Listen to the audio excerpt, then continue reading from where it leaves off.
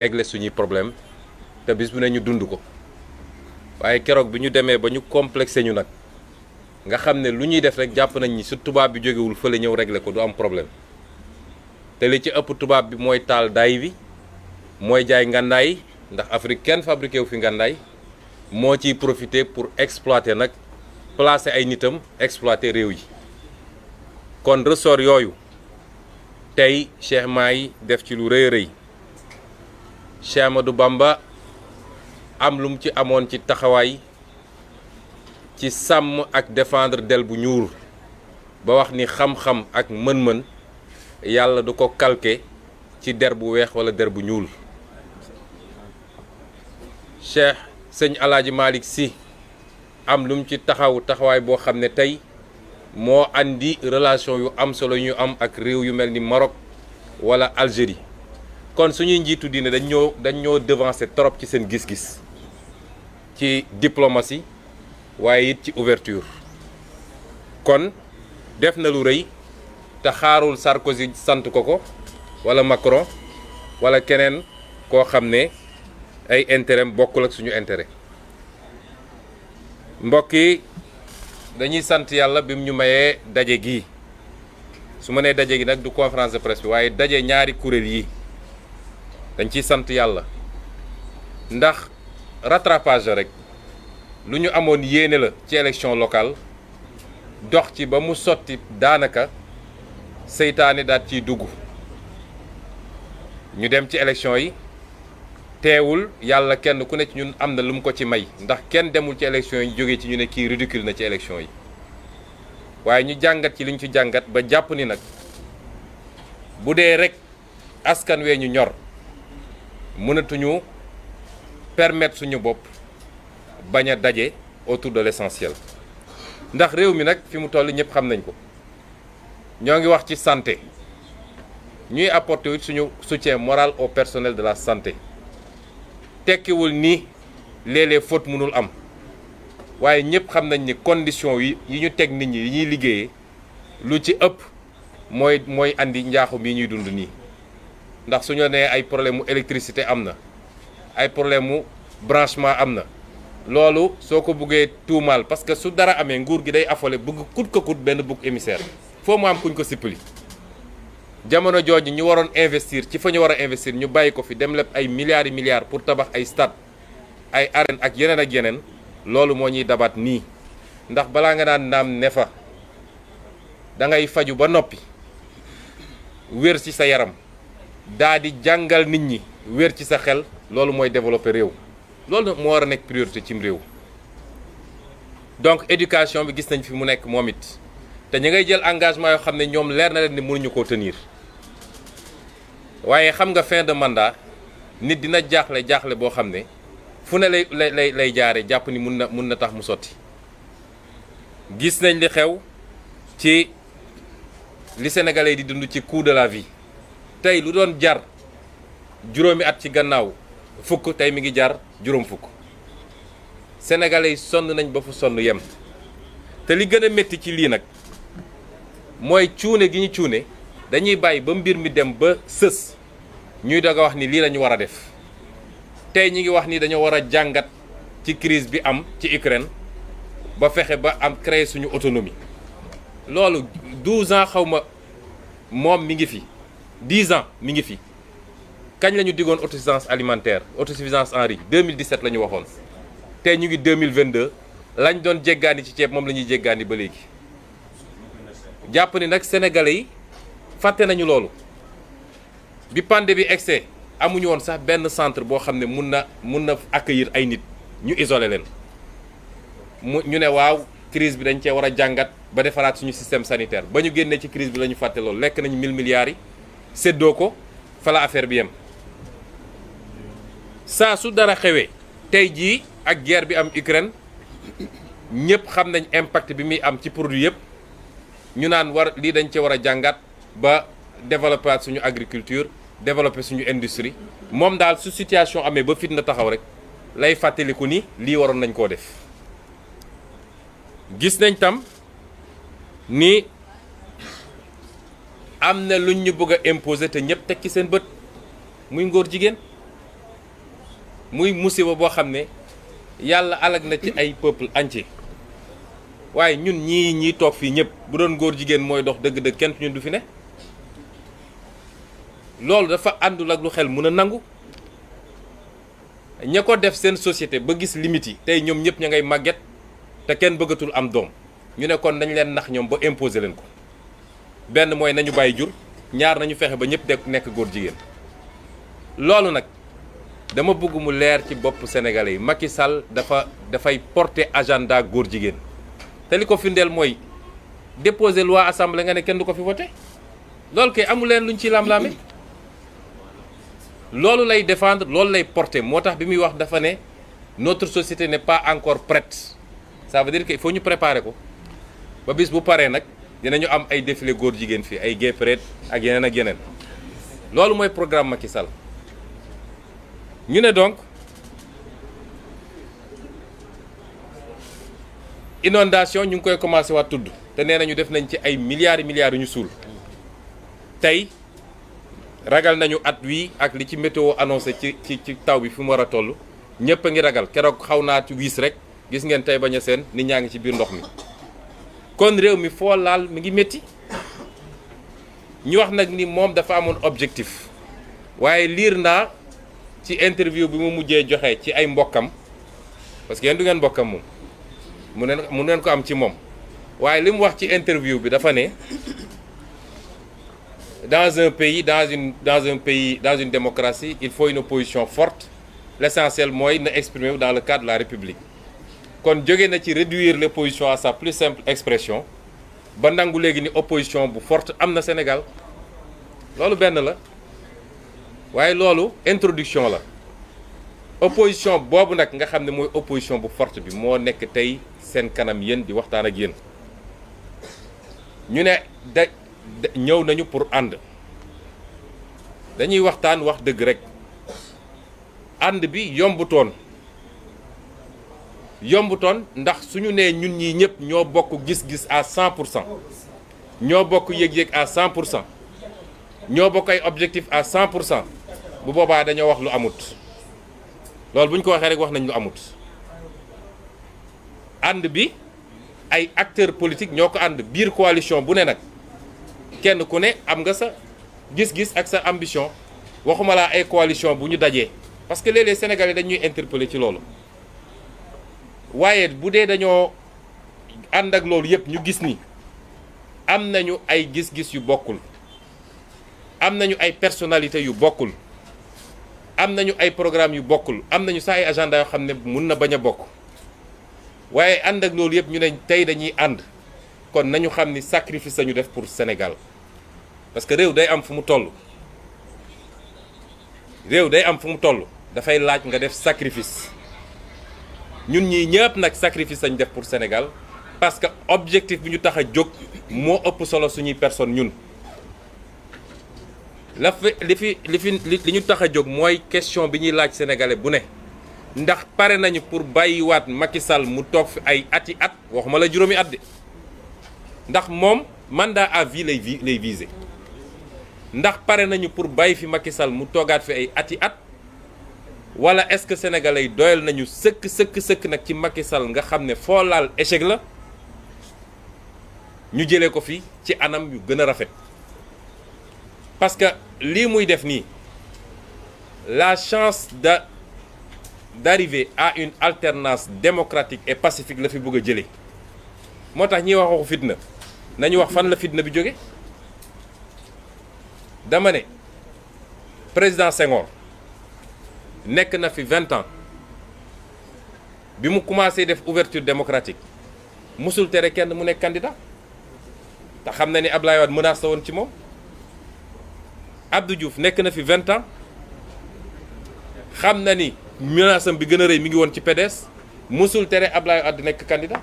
bu ñu amaan problème sax ba ñu jàpp Abdoulaye Wade balaa élection nañ ko bàyyi mu nekk candidat Abdoulaye Wade nekk na fi 12 ans 2007 ñëpp ñi ngi doon wax ni Idrissa Seck menace la te mu amoon fu mu ko jàppi waaye bàyyi na ko balaa élection mu génn candidat dem nekk deuxième ci menn Macky Sall la ñu mës a gis Sénégal président egsi ne adversaire du am ci réew mi ba tax mu def li mu def Khalifa Babacar Sall ba tax mu def li mu def Karim Wade foog ni nag loolu mën na ko wéyale. loolu la ñu ne fitna gi foofu la jóge fitna gi foofu la jóge te suñu bëggee seet fitna dëgg ku bëgg a àtte da ngay seet ki tooñ nga jàpp ci loxo bi mais Sénégal am na ñoo xam ne jàpp nañ ni ki yor nguur lu ko neex rek mën na koo def peut-être conception bi ñu am ci buur bu njëkk ba ñun nekkatuñu ci nguur nekkatuñu ci royaume ñun dañoo nekk ci république et c'est le citoyen qui décide. Est-ce que c'est trop demandé qu'on organise des élections libres, démocratiques, transparentes avec tous les candidats qui doivent candidater et que les Sénégalais choisissent ku leen ci doy? Loolu c'est trop demandé dans un pays. laajuñu lu dul lool de jamono jii Khalifa Ababacar Sall mi dafa waroon nekk ci liste bi Karim Meïssa Wade dafa waroon nekk ci liste mais menn Macky Sall moo ne ñii duñu nekk ci liste. Est-ce que loolu mën na wéy ba 2024 mbër dëgg da ngay ñeme li ngay def mooy adversaire ak nu mu munti toll yow wóolu nga sa bopp wóolu nga sa doole nañu ñaan rek compétition bi jaar yoon arbitre bi doxal règlement loolu rek la ñu soxla. lii fi toog nag laajuñu lu weesu loolu moo tax ma ne gannaaw gis ni nag mu nañu ni bokkuñu lépp ndax suñu bokkoon lépp ñooy bokk parti politique mais bokkuñu lépp mais coalition même dans les plus grandes démocraties dafay am écologistes yi dañuy ànd ak socialistes yi ànd ak nu mu tudd communistes yi libéraux yi ànd ak ñeneen loolu mooy àdduna waaye nag ànd bi am na lu ñu waxul ci discours yi jiitu mooy laluñu ko rek ci Macky na fi jóge de moo tax dinañ leen présenter ci fan yi un programme minimal commun parce que suñuy ànd dañuy ànd ci kaw programme jóguñu rek ne dañuy ànd nii na fi Macky jóge loolu rek moo ñu intéressé déedéet ci assemblée nationale la ñu toll dinañ leen présenter programme minimal commun boo xam ne wàllu ak Yewwi ñoo koy bokk ne lii la ñu bëgg a def ci assemblée nationale bi loolu tam ñu dalal xelu sénégalais yi objectif bi mooy ñu jël majorité parce que man nekk naa député pendant 5 ans yi weesu ñeneen nekk nañ fi député xam nañ ni député boo yorul majorité yow ak ñàkk député yéen a yem ci assemblée nationale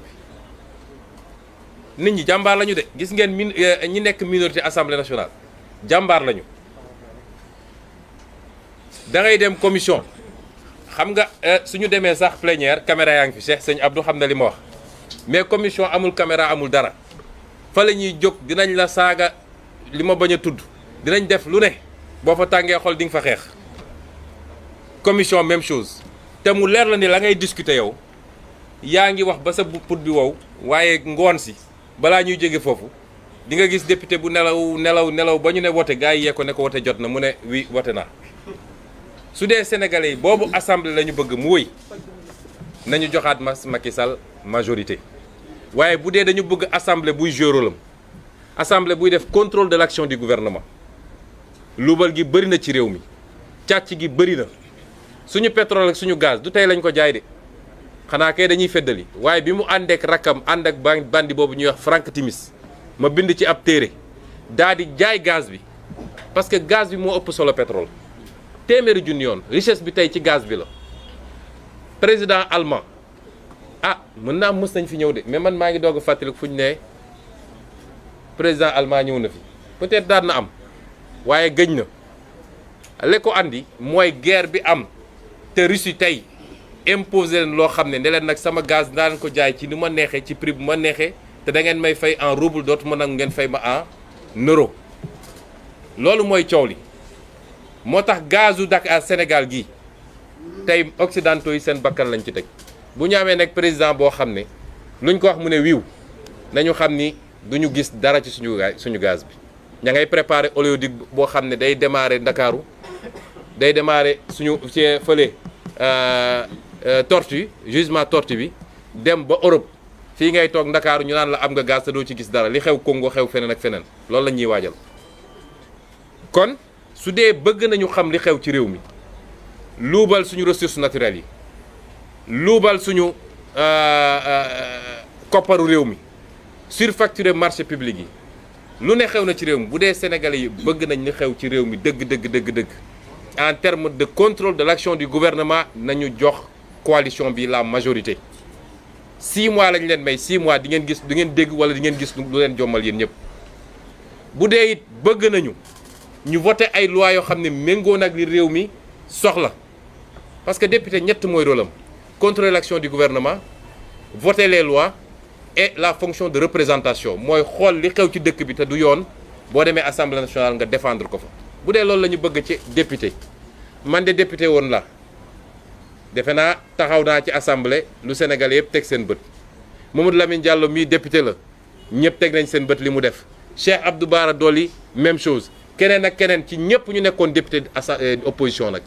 nañ ma libal benn député pouvoir boo xam ne mun nañ ne ràññee nañu taxawaayam assemblée nationale bañ nañ bu session bu amee la ñuy jàllale lépp mooy intervention opposition doo fa gis ñu jàllale intervention waa pouvoir bi loolu nag occasion la am nañ ko buñ ko sàggane ci fan yi di ñëw it dinañu démarrer benn tournée préélectorale parce que élection dañ koy préparer dinañu fexe ba am plateforme bu ñu bokk te mooy wax ni nag man de la ma fas yéene mooy ubbi tournée préélectorale boobu fële ci Fuuta ndax ki yaakaaroon ni titre foncier la fa am bi mu demee ba jaaxle fexe na ba suñu liste ñun compétirul foofu Sénégal kenn moomul fépp fenn te ñëpp lot waa Fuuta ñoo gën a sonn kuy sonn tey nett ko bandum bi gisuñu ci dara lu dul ay dige foofu lañ koy commencer ndax am nañu yéene ci ñoom nag la ca des nag mooy fañ jëm dinaa ci wax ñaar ba ñett fa lay daanele bu ci njëkk mooy di araftu préfet de Dakar ni ñu araftuwee waa DGE l'autre jour parce que dafa jot gis nga lu nit defati dañ koy wax ne moom moo ko def te tudd ko ba pare tiiñal ko ba askan wi xam parce que da ngay gis benn waay boo xam ne bureau lay toog taal climatiseur am di def loo xam ne mun na andi ci réew mu fitna boo xam ne lu ne xaj na ci loolu moo fi war a jeex fonctionnaires yi nañu delloo seen xel man j'ai été fonctionnaire et j'ai toujours refusé d'appliquer un ordre manifestement illégal parce que loolu droit administratif la ñene DGE ñu sant leen ñu leen sant ñu xam ni lii du yoon ñu def ko tey lu am ci problème ci fitna ci réew mi ñoom ñett ñooñu la ña ko def ak seen ministron bi ko def bi leen ko sant loolu il faut mu jeex ci réew mi tey waroon nañu def suñu manifestation ñoom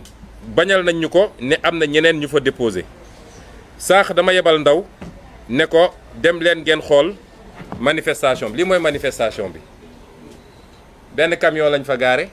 ak benn tente juróomi nit amu fa lii moo tax ñu tere ñu suñu manifestation est-ce que tappale yu mel nii mun nañ ko continuer ci réew mi on a été républicain nag cette fois-ci ñu bëri ci xale yi dañ ne woon dañuy dem par force ñu ne leen déet on a été républicain mais bu soobee yàlla mercredi bii di ñëw gannaaw yàlla mi bind xanaa yàlla wàcce fi benn taw bu fort a fort bu orage waaye bu dul loolu gis ma lu ñu mën a tee ma def suñu manifestation bu soobee yàlla loolu it on donne date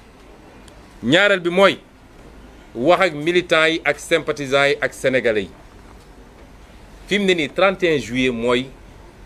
objectif bi ñun ñëpp on doit être focus sur l'objectif bu ñu dara distraire amuñu jot bu ñuy tontoo ay opposants yoo xam ne xëy suba bu ngoon jot wër plateau yi di wax ci ñun du ngeen mës a gégg ñu wax ci ñoom parce que intéressé wuñu benn adversaire la ñu am mooy Benno Bokk Yaakaar ak Macky Sall taluñu keneen ku jàpp ni nag wër plateau télé yi mbër Yewwi Askan Wi nii wàllu naa Ousmane Sonko nii diw naa le 31 juillet bu ñu commencé wàññi la ñuy xam lan mooy loo liggéey politiquement donc militants et sympathisants yi bu leen kenn distraire bu leen tontu kenn on a qu'un seul objectif c'est prendre l'Assemblée nationale le 31 juillet on a qu'un seul adversaire c'est Benno Bokk Yaakaar leneen lu dul loolu taluñu ko yéeguñu ko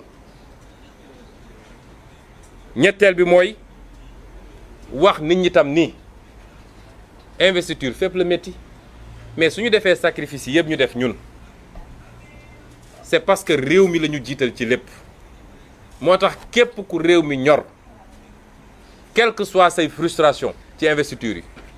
muy waa Wallu muy waa Yewwi nag ñëpp laa waxal ku bëgg a liggéey réew bi rek loolu rek la tax a jóg bis bu ñu yeggee fi ñu war a yegg kenn ku ne di nga am lu la doy ci liggéey waxuma séddoo gâteau de waaye kenn ku ne dinañ la jox lu méngoog sa capacité te di nga am lu la doy ci liggéey mais suñu nee 165 députés rek ñëpp ñu sommes des milliers ñëpp mënuñ cee ne kon bu dee dëgg-dëgg réew mi moo ñu ñor te ñëpp d'accord nañ ni Macky Sall lajj na ñëpp remobiliser wu autour de l'essentiel ñu commencer une pré-campagne préparer une bonne campagne 31 juillet ñu pare ak Macky Sall ñetteel bi may daanelee mooy la justice de ce pays conseil constitutionnel parce que li nit ñi di laaj nag jaaduwul de c'est-à-dire li dal tey Benno Bokk Yaakaar bu doon dal na beneen coalition tey kenn du wax am na ñu fi éliminé parce que nee nañ seen parrainage matul moom bi parrainage am ëppee ñu ne kenn du ko fi éliminé nga dégg ay nit naan waaw jàmm réew mi mooy nañu fexe ba liste yëpp dem loolu la justice est par terre la justice ne doit pas fonctionner comme ça te président conseil constitutionnel annoncé na la couleur ndax bu ñoom nga xam ne kenn mënul fexe ba ñu wax bu demee ba di def interview dem def ko nag ci seen journal naan ay équilibre rek ay nangam ñun Yewwi Askan Wi on est demandeur d'aucune compromission li ñu wax mooy que le droit soit dit et uniquement le droit et le droit ce qu'il dit c'est que Benno Bokk Yaakaar warul bokk ci élection bi il faut que loolu mu leer parce que leneen lu ñu def compromission la compromission bi nag bu dee seen diggante ñoom ak conseil constitutionnel ak ministre de l'intérieur boo xam ne foog na ni moom ñor na muus na ba di def ay manœuvres ne naa def lii ci liste Yewwi Askan Wi bu ko defee mu doon porte de sortie pour le conseil constitutionnel mu ne naa récupérer ñëpp Yewwi Askan Wi n'est demandeur d'aucun compromis à fortiori compromission waxuñoo kenn seetiwuñu kenn recevoir ñu kenn fa ñu toll fi ñu nekkoon la ñu nekk mooy du ñu nangu ci réew mi ñu imposer ñu écarter suñu liste lu dul dëgg loolu kenn du ko nangu ci Sénégal waaye li ñu wax mooy on exige du conseil constitutionnel qu'il applique la loi dans toute sa rigueur et cette loi dit que Benno Bokk Yaakaar warul bokk ci élection bi loolu mooy suñu revendication lii la ñu bëggoon tënk ci wax ji di féliciter ñëpp nag sànq bi waa Wallu di introduire dañu wax ni c'est Wallu qui est venu vers Yewwi déedéet dañoo dox daje parce que ñun ci suñu bopp dañoo amoon yëg-yëg boobu ak yitte boobu waxtaanaat ci ba jox président conférence des leaders jox ko mandat pour mu def les démarches pour jege si waa Wallu ñu toog waxtaan te yàlla def na ko ñu ngi ciy gërëm suñu borom ñu xam wax sénégalais yi ni seen espoir moo tax ñu def lii ñu def di ñaan yàlla mu mottali ko ci ni mu gën a rafetee mooy premier acte bi doon le 31 juillet ñu jëlaat suñu réew ñi war a compétir yëpp compétir sénégalais yi tànn ci seen teefu bakkan seet ku leen doy may daaneel nag di wax ni Macky Sall fii léegi mi ngi ci bopp Sénégal stabilité bi nit ñi bëgg du am parce que Macky Sall nitu fitna la nit la boo xam ne day mat laqatu ci suuf di ëf day yónni ay nit ne leen dem leen saagal ma bu génnee taxaw ne jub ñu naan ay akamoo yaru man nag nit bu mel noonu am na nuñ koy tuddee tant que nag mi ngi ci bopp réew mi démocratie Sénégal dina sooxe fitna dina fi bëri jàmm dina fi néew kon loolu mooy combat bi ñu bokk ñun ñëpp di woo Sénégalais yëpp le mercredi 8 mai dañu bëgg mu doon rassemblement boo xam ne ci analu Sénégal le 8 juin ci analu Sénégal rassemblement bu ni mel kenn mësu koo gis ci ay nit yu teew xam nañ ñu bëre ngi doon wàcc ci région yi di duy ay car ñu yégal leen ni bu tey bi dañoo bëggoon a respecter suñu digganteeg li nga xam ne mooy yoon moo tax defuñu ko waaye bu mercredi mooy dàq bu soobee yàlla jox nañu encore un peu plus de temps de préparation nous voulons des milliers des dizaines et des dizaines de milliers de Sénégalais à la place de l'Obélisque. Je vous remercie. Merci président Ousmane Sonko. Donc yëf yi jeex na y a la présence de votre collègue.